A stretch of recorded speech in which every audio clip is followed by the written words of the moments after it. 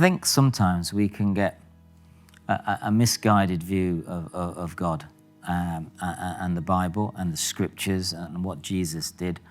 For me, when I started to read the Bible and kind of understand it a little bit more and had some teaching and I learned and listened to people about it instead of shouting at them, I started to realize that this character, Jesus, was an extraordinary man. It's proven in history that he walked around. Whether you believe he's the Son of God or not, that's another thing for you to investigate. But the fact is he was around, and the things that he did, documented. So when I looked at some of the stuff that he did and these preconceived ideas that I might have had of God, he blew them out of the water, because he spent time not with the leaders and the people that kind of got it together. He spent time with the prostitutes, the people on the streets, the drunkards, the addicted people, the margins of society, the ones the lepers, the people of that time, 2,000 years ago, that you can relate to today, that we kind of stay away from. This guy was right in the middle of them all, loving them and doing stuff.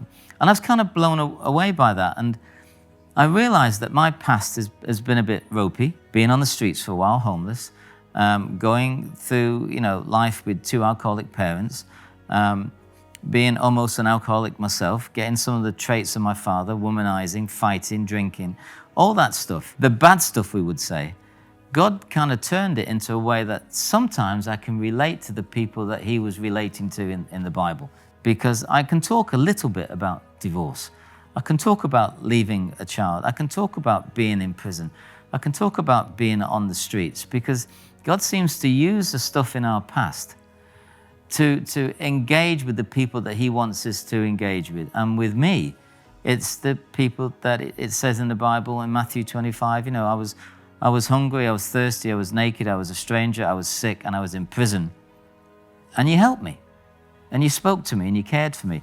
And there's a little bit tagged on to the end that says, if you did it for the least of them, then you did it for me.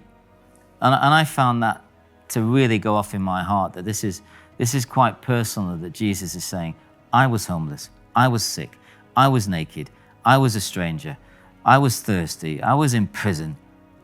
And what, you came to visit me?